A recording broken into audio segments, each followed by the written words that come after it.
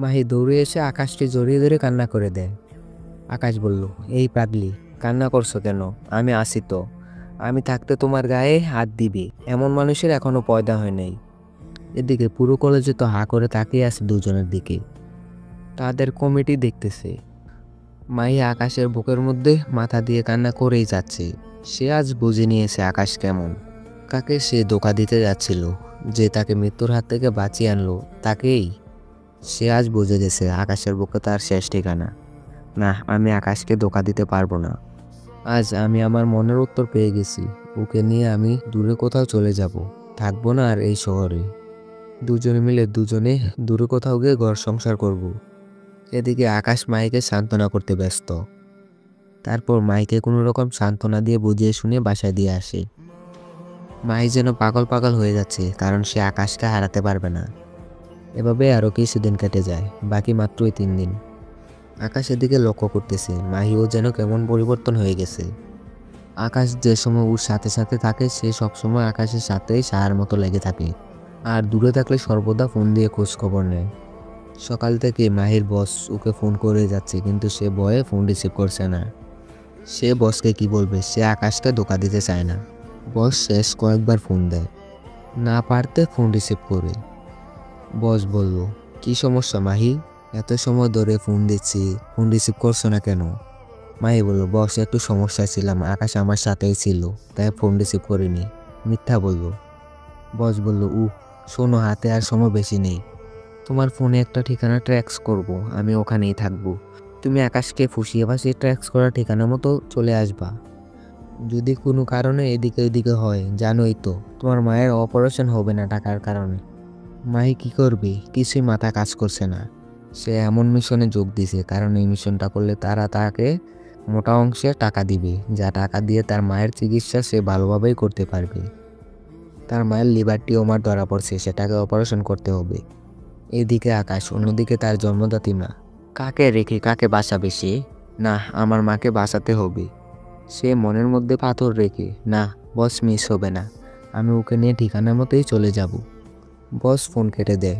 মাহি মাটিতে বসে কান্না করে দেয়। আকাশ, বিশ্বাস করো, শুরুতে আমি তোমায় ঠকাতে চাইছিলাম, কিন্তু পরবর্তীতে তোমার সাথে থাকতে থাকতে তোমায় ভালোবেসে ফেলছি। তোমার ছাড়া থাকবো কি করে? আমি আকাশ বলে কান্না মাত্রই আরও বাজিয়ে দেয়। আকাশ সমস্ত মাপের ক্রুকে একত্র করার নির্দেশ দেয়। অন্যদিকে আলিবাবা পরিপূর্ণ প্রস্তুত। আজ বাদে কাল সে বাংলাদেশে হামলা দিবে। তারপর বাংলাদেশটাকে সে তার নিজের দখলে করে নেবে, আর সে এই দেশটাকে গড়ে তুলবে সন্ত্রাস আর জঙ্গলিবাদ। কিন্তু সে এখনও জানে না তার জন্য কাল কি অপেক্ষা করছে। তার মৃত ওই কালেই লেখা আছে। আলিবাবা আরও কয়েকটা টিম বাংলাদেশে পাঠায় যে শহরে বিশেষ বিশেষ জায়গা মাইনফিট করে রাখতে। সে আগামীকাল বাংলাদেশে আসবে। আকাশ মাফিয়ার সমস্ত ক্রুদেরকে একত্র করে সবার উদ্দেশ্যে কিছু কথা বলে, যে আমাদের দেশটাকে আজ বাদে কাল অন্যরা ছিনিয়ে নেওয়ার চেষ্টা করবে। তোমরা কি তাদের বিরুদ্ধে রুখে দাঁড়াবে না পিছিয়ে যাবে? সবাই একত্রে বলে ওঠে, আকাশ ভাই, আমরা কখনোই পিছিয়ে যাব না, যত যাই হোক না কেন। বাইরের যে কোনো খারাপ শত্রু আমাদের দেশকে পিছিয়ে নিয়ে যেতে পারবে না। আকাশ বলল, তাহলে কালকের জন্য রেডি থাকো সকলেই। ওই আলিবাবা তার টিম সমস্ত সন্ত্রাসকে মেরে বাংলার মাটিতে পুঁতে রাখবো। আকাশ তারপর বাসায় চলে যায়। বাসায় গিয়ে মাইকে ফোন দেয়, কিন্তু মাই ফোন রিসিভ করে না। আকাশ অনেকগুলো ফোন দেয়, তাও রিসিভ করে না। মাই একটু পর নিজেই ফোন দেয়। কলিজা, সরি, আসলে ওয়াশরুমে ছিলাম, দেখতে পাই নাই। আকাশ বলল, আচ্ছা যাও, ফ্রেশ হইছো, এবার কিছু খেয়ে নাও। মাই বলল, আচ্ছা, আর কিন্তু বিকেলে দেখা করব। আকাশ বলল, আচ্ছা। তারপর আকাশ খেয়ে দিয়ে একটু বিশ্রাম নেয়। বিকালবেলা মাই ফোন করছে দেখা করতে যাওয়ার জন্য। আকাশ বলল, কলিজা, আর মাত্র 5 মিনিটে আসতেছি। 5 মিনিটের মধ্যেই মায়ের বাসার সামনে চলে যায়। তারপর দুজনে মিলে ঘুরতে বের হয়। দুজনে নদীর পাড়ে একটা জায়গায় বসে আছে। দুজনেই বসে বসে কথা বলতেছে। হঠাৎ একটা পিচ্চি বাচ্চা এসে মায়ের কাঁধে হাত দেয়। বাচ্চাটার হাতের মধ্যে একটা বল। আন্টি, আমার সাথে খেলা করবা? আম্মু না কোথায় যেন চলে গেছে। মাহির বাচ্চাটাকে দেখে মায়া লেগে যায়। বাবু, করবো তো, কিন্তু তোমার আম্মু কোথায় গেছে? বাচ্চাটা বলল, জানি না তো কোথায় গেছে। মাহি বলল, আকাশ, তুমি বসো, আমি বাচ্চাটার সাথে একটু বল নিয়ে খেলা করি। আমার বাচ্চাদের সাথে খেলা করতে খুব ভালো লাগে। আকাশ বলল, আচ্ছা যাও। মাহি বাচ্চাটার সাথে খেলা করতেছে। আকাশ দূর থেকে ওর দিকে হা করে তাকিয়ে আছে। মাহিকে একদম বাচ্চা বাচ্চা লাগতেছে। কি কিউট লাগতেছে মাহিকে দেখতেই। সেই মাহি যদি আমার সত্যিই ভালোবাসতো কখনো ওর হাত ছাড়তাম না। কিন্তু আফসোস, আমার কপাল খারাপ। আকাশ হঠাৎ লক্ষ্য করে মায়ের ব্যাগে থাকা ফোনটা বাজতেছে। আকাশ প্রথমে চিন্তা করে মাইকে ডাক দিবে কিনা। পরে আবার ভাবলাম না, মেয়েটা খেলতেছে, খেলতে থাকুক। ফোনটা লাগাতার বেজেই যাচ্ছে। ভাবলাম ফোনটা আমি রিসিভ করব, কিন্তু ফোনটা হাতে নিতে নিতেই কেটে গেল। ফোনের স্ক্রিনে নাম্বারটা চেক করলাম কে ফোন দিছে। দেখলাম বস দিয়ে সেভ করা নাম্বারটা। এটা দেখে তো 10,000 ভোল্টের শর্ট খেলাম। আবার একটু পর একটা মেসেজ আসলো বস নাম্বারটা দিয়ে। কালকে আকাশকে নিয়ে মদিনা টাওয়ারের পিছে যেই বাড়িটা আছে সেখানে চলে আসবা। আমাদের বস কালকে দেশে আসবে। আর বস আর কয়েকটা টিম দেশে পাঠাইছে। বড় বড় যত বাড়ি বা সুপার শপ আছে সব জায়গায় যেন মাইন ফিট করে রাখে। পুরো শহর মিনিটেই পুরো যেন ছাই হয়ে যাবে। এমনিতে আকাশ একটা ঝামেলার মধ্যে আছে। তার উপরে এমন মেসেজ দেখে আকাশের পায়ের নিচের মাটি যেন সরে গেছে। আকাশ ভাবতেছে এখন কিভাবে কি করবে সে। সে তো এখন সব জেনে গেছে। সে মনে মনে একটা প্ল্যান সাজিয়ে ফেলে। একটু পর বাচ্চার মা এসে কান্নাকাটি করতে শুরু করে দেয়। আল্লাহ, আমার বাচ্চা। পরে বাচ্চাটাকে দেখে তো জাপড়ে ধরে কান্না করা শুরু করে। মাহি বলল, এই যে এখন কেন কান্না করছেন? বাচ্চাটাকে রেখে এদিকে সেদিকে যখন যান তখন বাচ্চার কথা মনে থাকে না? বাচ্চার মা বলল, আসলে আমি কোথাও যাই নাই। সে খেতে খেতে হুট করে আমার নজর এড়িয়ে এখানে চলে আসে। মাহি বলল, যাই হোক, বাচ্চার দিকে একটু ভালো করে নজরদারি করবেন। বাচ্চাটাকে নিয়ে ওর মা চলে যায়। মাহি এসে আকাশের পাশে বসে। মাহি বলল, কলিজা আমার না কেন জানি ভয় করছে। কেন জানি মনে হচ্ছে তুমি আমার লাইফ থেকে চিরতরের জন্য হারিয়ে যাবে। আকাশ মনে মনে ভাবে, নিজেই তো প্রতারণা করছো। আমি হারিয়ে গেলে কি বা আসে যাবে? কেন তোমার কেন এমন মনে হচ্ছে যে আমি হারিয়ে যাব? মাহি বলল, জানি না, কেন জানি খুব ভয় করছি। আচ্ছা কলিজা, তোমার একটা হাত দাও তো। আকাশ মাহির দিকে হাত বাড়িয়ে দেয়। মাহি আকাশের হাতটা ধরে ওর বুকের উপরে রাখে।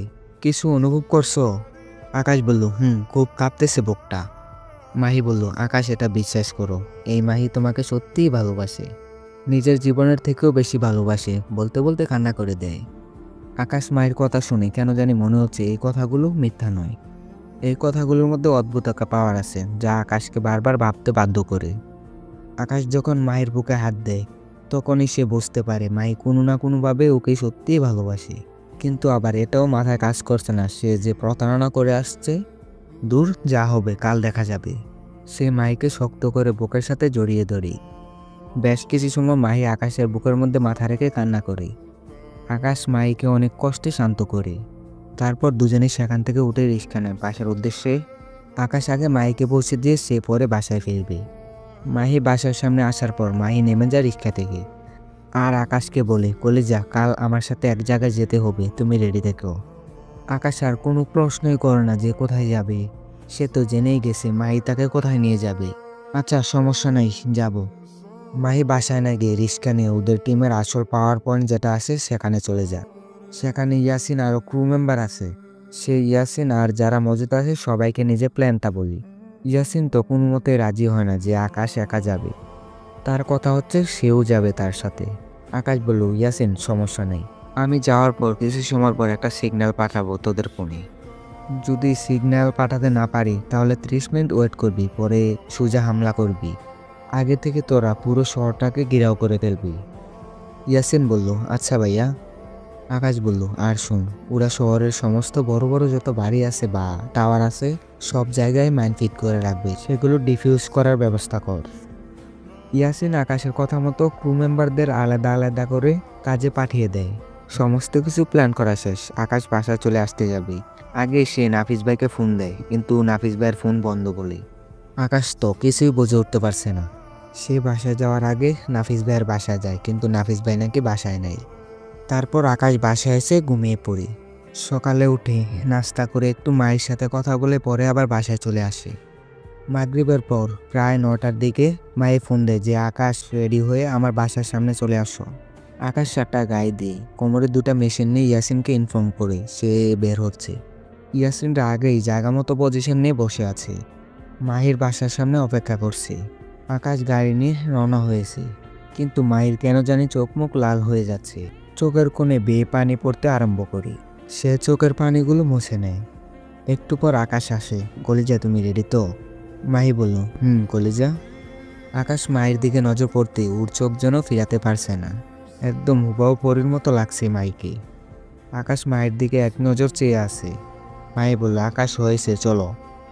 মায়ের কথা আকাশের হুঁশ ফিরে আসে। চলো।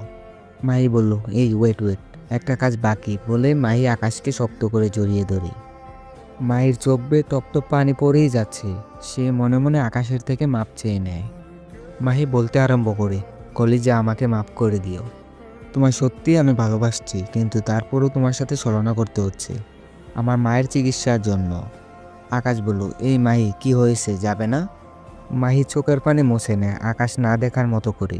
হ্যাঁ, যাবো তো, চলো। মাহি আকাশকে নিয়ে বসের ঠিকানা মতো চলে যায়। আকাশ বাসা যাওয়ার পর দেখে কেউ নাই, পুরো বাসা খালি।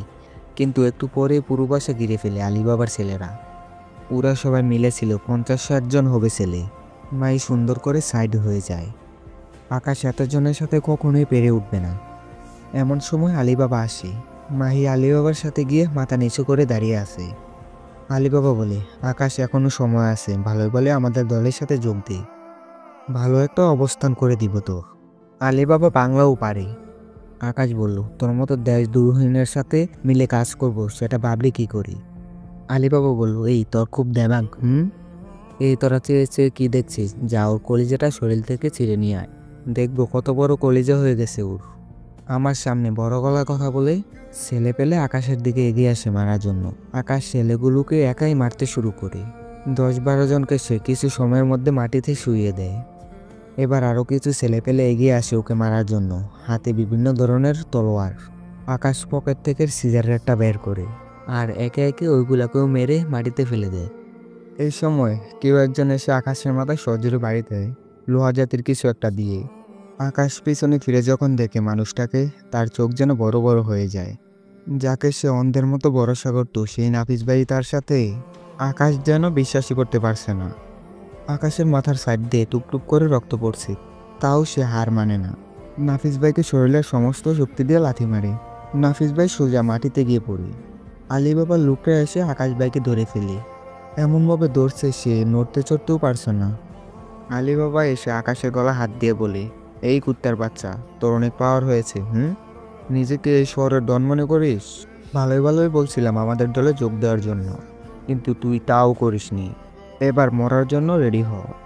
আলিবাবা একজনের হাত থেকে পিস্তল নিয়ে আকাশের দিকে তাক করে। এমন সময় নাফিস ভাই মাটি থেকে উঠে বলে, আলিবাবা না, ওকে তুমি নয়, আমি মারবো। অনেক বছর ওর হয়ে কাজ করছি, কিন্তু সে জানে না আমি তার বাপ। আর ওর কত বড় সাহস, সে আমায় লাথি মারে বলে আলিবাবার হাত থেকে পিস্তলটা নিয়ে নেয়। তারপর আকাশের দিকে পিস্তল ত্যাগ করে যেই না ওকে শুট করে। মাই দৌড়ে আকাশের সামনে এসে পড়ে আর বুলেটটা মায়ের শরীর সিদ্ধ করে অপর প্রাণ দিয়ে বের হয়ে যায়। মাহি মাটিতে পড়ে আছে।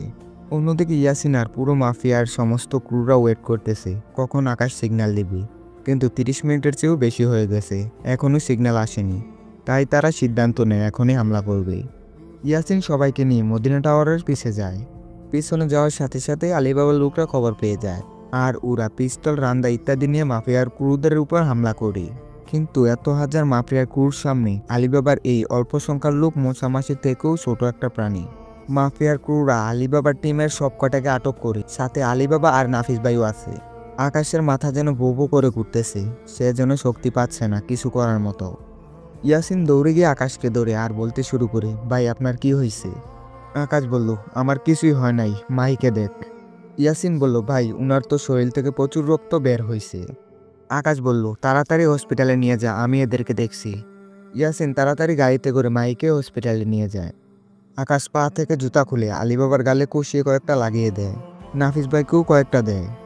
আলিবাবা বলল, এই বাচ্চা ছেলে, আমাকে যত মারবি মার, কিন্তু আমাদের কাজকর্ম তুই কখনোই থামিয়ে রাখতে পারবি না। একটু পর পুরো শহরটা তামা হয়ে যাবে, তুই শুধু তাকিয়ে থাকবি। তোরা আমার কাজকর্মের কাছে বাচ্চার চাইতেও ছোট। আকাশ বলল, সেই স্বপ্ন নিয়ে ভিতরেই রেখে দে, আমি ছেলে ফেলেকে অনেক আগেই মাইন্ড ফিউজ করতে লাগিয়ে দিয়েছি। আকাশ ঠিকমতো কথা বলতেও পারছে না, কথা বলতে বলতে ডুলে পড়ে যাচ্ছে। তারপর ছেলে ফেলে ধরে আকাশকে হসপিটালে নিয়ে আসে। একদিন পর আকাশের জ্ঞান ফিরে আসে। সে জ্ঞান ফেরার পর পাগলের মতো আচরণ করতে থাকে। মাহি, মাহি, তুমি কোথায়? ইয়াসিন আকাশকে শান্ত করে, ভাই মাহি ঠিক আছে, আপনি চিন্তা করেন না। আকাশ বলল, না, আমি আমার মাহিকে দেখব। ইয়াসিন বলতে শুরু করে, আল্লাহ, এখন কি হবে? ওনার অবস্থা তো ভালো না। ডাক্তাররা সময় দিয়ে দিয়েছে, 48 ঘন্টার মধ্যে জ্ঞান না আসলে ওর চিন্তা ছেড়ে দিতে। অলরেডি একদিন হয়ে গেছে, এখনো জ্ঞান ফেরার কোনো নামই নেই। আকাশ বলল, এই ইয়াসিন, তুই আমাকে মায়ের কাছে নিয়ে চল। ইয়াসিন চুপ করে মাটির দিকে তাকিয়ে আছে। আকাশ বলল, ইয়াসিন, কি বলছিস শুনিসনি? আমাকে মায়ের কাছে নিয়ে চল এখনই। ইয়াসিন না পারতে আকাশকে মায়ের কাছে নিয়ে যায়। আকাশ মাহির কেবিনে ঢোকার পর দেখে মাহি একটা বেডের উপর শুয়ে আছে, মুখে মাস্ক লাগানো। আকাশ মায়ের এই অবস্থা দেখে তো আর নিজেকে ঠিক রাখতে পারে না, মাইকে জড়িয়ে ধরে কান্না করে দেয় আর বলতে শুরু করে, মাহি, তুমি এমনটা কেন করলে? আমি ওই দিনই বুঝে গেছিলাম, যেদিন তোমার বুকের উপর হাত দিয়েছিলাম, যে তুমি আমার সত্যিই ভালোবাসো। আর গতকাল কনফার্ম হয়ে গেছি যখন তুমি আমাকে সেভ করার জন্য নিজের জানটাকে দিয়ে দিলে। এমন সময় একটা নার্স আসে। এই এই কি করছেন কি আপনি? এমন কান্নাকাটি করলে রোগীর ক্ষতি হবে। এমন কান্নাকাটি না করে ধৈর্য ধারণ করুন, দেখবেন সব ঠিক হয়ে যাবে।